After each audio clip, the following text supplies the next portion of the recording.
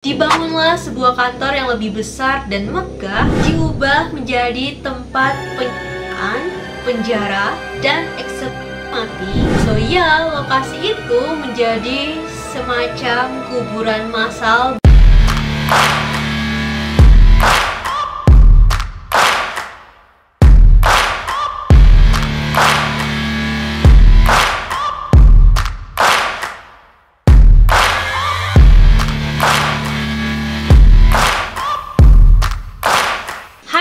It's me, Anta Trixie. Welcome back to my YouTube channel.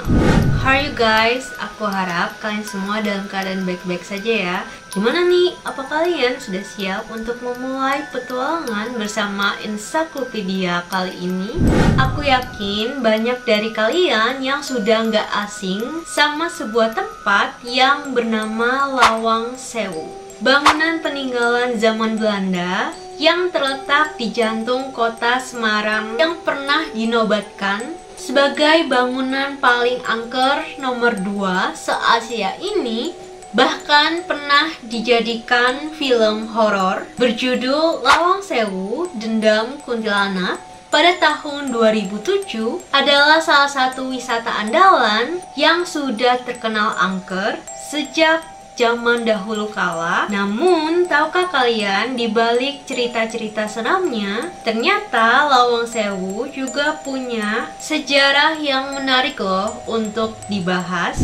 So ya, di episode kali ini aku mau membahas mengenai sejarah, cerita-cerita horor, mitos, sampai kabar terkini dari Lawang Sewu. Tanpa berlama-lama lagi, mari kita mulai petualangan ensiklopedia episode yang ke-7.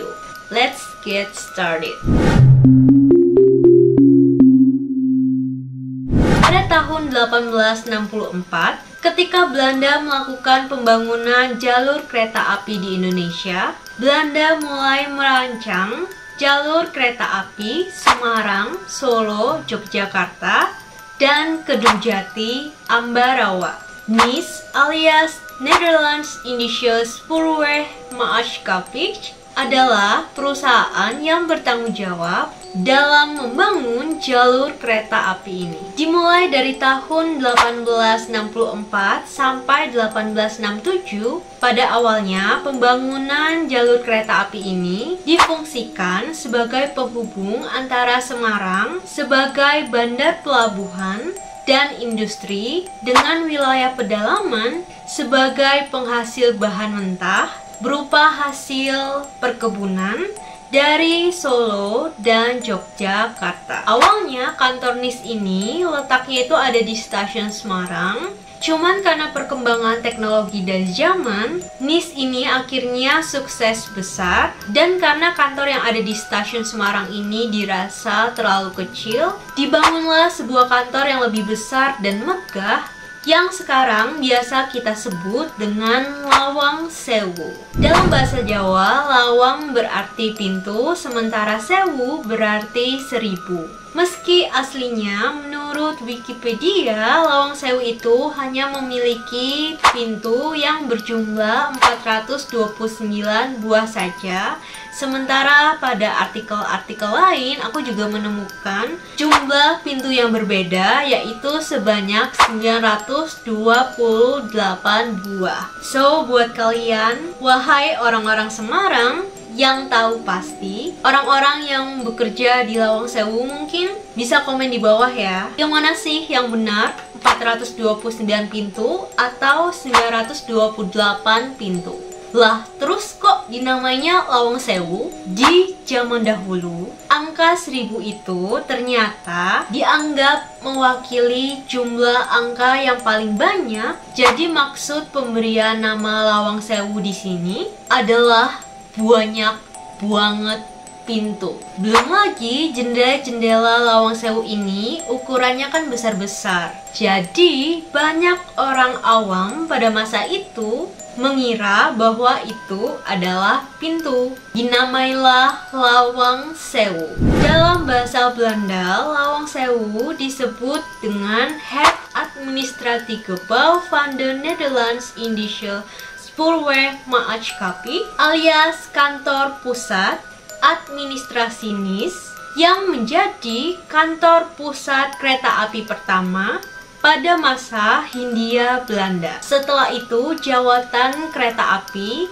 menyita seluruh infrastruktur transportasi kereta api dan kantor-kantornya dari penjajahan Belanda, dan sekarang menjadi gedung bersejarah milik PT Kereta Api Indonesia Persero. Terletak di Jalan Pemuda, Gedung Lawang Sewu dibangun secara bertahap di lahan seluas 18.232 meter persegi. Pembangunan gedung utama dimulai pada 27 Februari 1904, kemudian selesai dan diresmikan pada 1 Juli 1907. Sedangkan gedung tambahannya dibangun sekitar tahun 1916 sampai dengan tahun 1918. Bangunan Lawang Sewu diarsiteki oleh Kosman Sitrun dari firma yang dibentuk oleh arsitek senior Prof. Yakub F. Klinkhammer dan P.Y. Uda. Lalu bangunan tambahannya diarsiteki oleh Thomas Karste yang menjadi arsitek terakhir dan termuda. Pembangunan Lawang Sewu diawali dengan penggalian tanah sedalam 4 meter, kemudian diisi dengan lapisan vulkanis yang membuat bangunan ini menjadi anti gempa. Dari tampilannya, bangunan tersebut menganut gaya Romanesque Revival. Ciri dominannya berupa elemen lengkung dan sederhana yang didesain menyerupai huruf L, serta memiliki jumlah jendela dan pintu yang banyak sebagai sistem sirkulasi udara yang akan membuat tempat tersebut menjadi dingin. Banyak bangunan rumah atau struktur lain pada masa itu yang memiliki pintu dan jendela berjumlah banyak dengan ukuran serupa karena iklim lembab dan panas di Indonesia. Selain desain bangunannya yang unik, Lawang Sewu itu juga memiliki ornamen kaca patri pabrikan Johannes Lorenz Schoute, di mana ornamen kaca patri pertama melambangkan kemakmuran dan keindahan alam tanah Jawa beserta keragaman hayati, kekayaan flora dan fauna, serta perpaduan seni budaya barat dan timur. Kaca patri kedua bercerita tentang Semarang dan Batavia pada masa itu.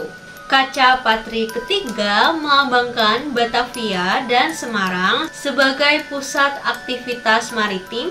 Kaca patri keempat melukiskan roda terbang serta sosok Dewi Fortuna alias Dewi Keberuntungan dan Dewi Venus alias Dewi Cinta. Selain itu, ada juga karya-karya seniman lainnya seperti karya H.A. Koopman yang berupa bidang lengkung di atas balkon yang dihiasi oleh ornamen tembikar, rancangan perupa elzel berupa kubah kecil di puncak kedua menara air yang dilapisi tembaga, sementara puncak menaranya dihiasi hiasan perunggu.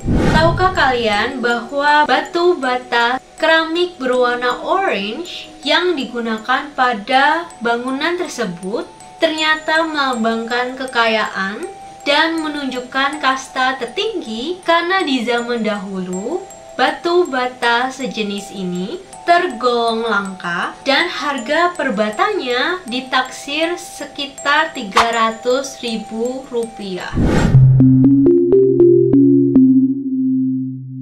Setelah Jepang berhasil menduduki Hindia Belanda pada tahun 1942, tentara Jepang mengambil alih Lawang Sewu dan menggunakannya sebagai kantor Ryuku Sokyoku, jawatan transportasi Jepang. ruang bawah tanah Gedung B yang pada zaman Belanda diperuntukkan sebagai saluran pembuangan air itu diubah menjadi tempat penyiksaan, penjara, dan eksekusi mati penduduk pribumi maupun Belanda. Di bagian ini aku jadi keinget sama kota tua yang ada di Jakarta, karena waktu SMA itu aku pernah ke sana keliling gitu, dan aku lihat sesuatu yang ekstrim. Contohnya kayak penampakan sosok yang dirantai dengan kondisi yang sangat-sangat mengenaskan, pembantaian massal, dan masih banyak lagi. Kalau kalian penasaran dengan apa yang aku lihat di sana, kalian harus terus ikutin ya petualangan Visible, karena aslinya itu banyak banget cerita-cerita horor yang belum aku ceritakan. Next, balik lagi di ruang bawah tanah ini, Jepang membuat penjara yang memiliki spesifikasi berbeda dengan penjara lainnya, yakni ada penjara jongkok yang hanya memiliki tinggi 0,5 meter, di mana para tahanan itu harus jongkok dan berendam di dalam air hingga sebatas leher. Lalu ada juga penjara berdiri yang hanya memiliki ukuran 1 kali 1 meter yang biasanya diisi oleh 7-8 orang yang berdiri berhimpitan. Bagian belakang gedung di mana terdapat sebuah lubang pembuangan diubah menjadi penghubung ruang bawah tanah dengan halaman belakang, dan lubang ini digunakan oleh Jepang untuk membuang jenazah tahanan yang tewas di penjara. Lawang Sewu ternyata juga menjadi saksi bisu terjadinya pertempuran 5 hari yang berlangsung pada tanggal 15 sampai 19 Oktober 1945 antara Angkatan Pemuda Kereta Api alias AMKA dengan tentara Jepang. Prajurit Jepang bersenjata bayonet yang berjumlah sekitar 500.000 orang berada di dalam kawasan Lawang Sewu, sementara AMKA yang hanya bersenjata bambu runcing dan berjumlah 2.000 orang berada di kawasan Wilhelmina Plain atau lapangan Wilhelmina yang sekarang dikenal sebagai kawasan Taman Tugu Muda. Dari segi jumlah aja kan sudah kalah banyak. So ya, lokasi itu menjadi semacam kuburan massal bagi AMKA, di mana kemudian jenazah bergeletakan di sana akhirnya dipindahkan dan dikubur dengan layak di makam pahlawan Giri Tunggal. Untuk mengenang hal tersebut, dibangunlah sebuah monumen bernama Tugu Muda di Simpang 5 yang berada di kawasan yang sama dengan Gedung Lawang Sewu. Ketika Semarang direbut kembali oleh Belanda, terjadi perang dan memaksa pasukan Jepang mundur. Setelah itu, pasukan Belanda menggunakan terowongan yang mengarah ke Gedung A untuk menyelinap ke kota. Pertempuran terjadi dengan banyak pejuang Indonesia gugur, 5 pegawai yang bekerja di sana juga gugur. Tahun 1945, setelah perang, tentara Indonesia mengambil alih, lalu bangunan Lawang Sewu dioperasikan oleh Jawatan Kereta Api Republik Indonesia atau yang disingkat dengan DKRI. Memasuki tahun 1946, ketika Belanda kembali mulai menancapkan kekuasaannya di Semarang, Belanda menggunakan Lawang Sewu sebagai markas tentara Belanda, sehingga kegiatan perkantoran DKRI pindah ke bekas kantor Zustermaatschappij. Setelah pengakuan kedaulatan RI pada tahun 1949, digunakan sebagai Kodam 4 Diponegoro. 1992 ditetapkan sebagai cagar budaya. 1994 diserahkan kembali ke Perusahaan Umum Kereta Api alias Perumka, yang kemudian statusnya berubah menjadi PT Kereta Api Indonesia Persero. Akhir tahun 90, Lawang Sewu mulai terbengkalai dan gak terawat, yang mana hal itu membuat kisah-kisah seram mulai bermunculan. 2009 direstorasi, 5 Juli 2011 diresmikan sebagai cagar budaya oleh Ibu Negara Ani Yudhoyono. 2013 pemerintah Kota Semarang menata kembali kawasan tersebut untuk kegiatan sosial dan budaya berserta renovasi lanjutan bangunan. Akses menuju ruang bawah tanah yang digadang-gadang sebagai ruangan yang paling angker akhirnya ditutup dengan alasan perbaikan, banjir, dan lain-lain. Bahkan semua syuting yang berbau horor atau penelusuran mencari hantu sudah tidak diizinkan lagi. Usut punya usut, kabarnya hal ini terjadi karena pada akhirnya ada orang-orang yang menyalahgunakan tempat tersebut untuk mencari wangsit, nomor togel, melakukan perjanjian gaib, dan sebagainya. Juga ada yang melakukan aktivitas-aktivitas klinik yang pada akhirnya mengganggu ketentraman dan merusak keindahan tempat tersebut. Bayangin nih kalau tiba-tiba ada dukun yang dapat wangsit buat motong ayam terus darah sebar-sebarin, atau misal dia naruh telur terus dibiarin busuk begitu aja, ditinggalin di tempat itu, dan sebagainya. So ya, di masa lalu banyak sekali wisatawan yang datang ke sana semata-mata hanya untuk melihat hantu. Aku belum pernah ke Semarang, tapi aku harap suatu hari aku bisa pergi ke sana, bukan buat cari hantu, tapi buat menikmati keindahan dan sejarah bangunan tersebut secara langsung. Kalian yang sudah tahu aku dari lama, kalian pasti tahu kalau aku suka banget sama fotografi. So ya, travel, kalau ada yang mau sponsori aku, kalian bisa hubungi nomor di bawah ini ya. Nah, tapi meski memang aku belum pernah ke sana, memang gak bisa dipungkiri kalau sejak kecil aku pribadi juga sering nih mendengar kalau Lawang Sewu itu sangat amat angker dan dulu digunakan sebagai tempat uji nyali. Aku yang dulu masih kecil dan tinggal di Bali aja tahu soal keangkeran Lawang Sewu ini karena memang so famous itu loves. Dipercaya banyak orang yang telah melihat penampakan hantu prajurit Belanda dengan senjata laras panjang, hantu noni Belanda yang meninggal karena terus ada juga hantu tanpa dan hantu tawanan perang, sosok bayangan berbentuk manusia yang bergantung di atas pohon dengan mata hijau menyala.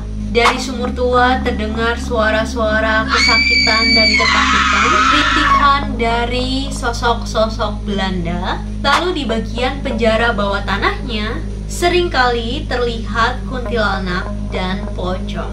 Salah satu yang dulu sempat heboh menggemparkan seluruh Indonesia adalah ketika ada salah satu tayangan uji nyali yang menangkap jelas penampakan dan suara dari sesosok kuntilanak, dan dipercaya ada salah satu peserta nih yang meninggal beberapa hari setelah acara uji nyali itu berlangsung.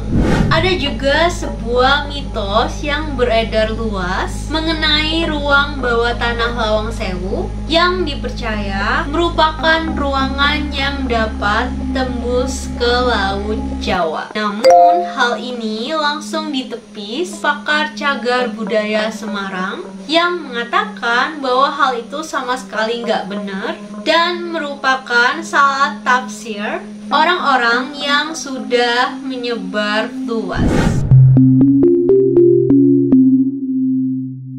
Saat ini Gedung Lawang Sewu dimanfaatkan sebagai museum dan galeri yang menyajikan beragam koleksi dari masa ke masa perkereta-apian di Indonesia. Koleksi yang dipamerkan antara lain koleksi tuas Alkmaar, mesin Edmondson, mesin hitung mesin tik, replika lokomotif uap, surat berharga, dan lain-lain. Ada juga foto, video, dan material restorasi mengenai proses pemugaran Gedung Lawang Sewu dan perpustakaan berisikan buku-buku tentang kereta api. Selain menjadi tempat wisata sejarah, Gedung Lawang Sewu juga dapat disewa untuk kegiatan pameran, ruang pertemuan, pemotretan, syuting, pesta pernikahan,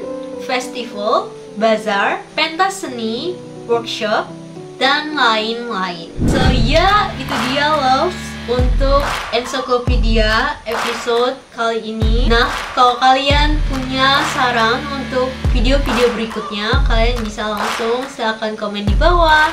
Siapa tahu ada sejarah dari tempat-tempat menarik yang ada di kota kalian yang seru buat dibahas.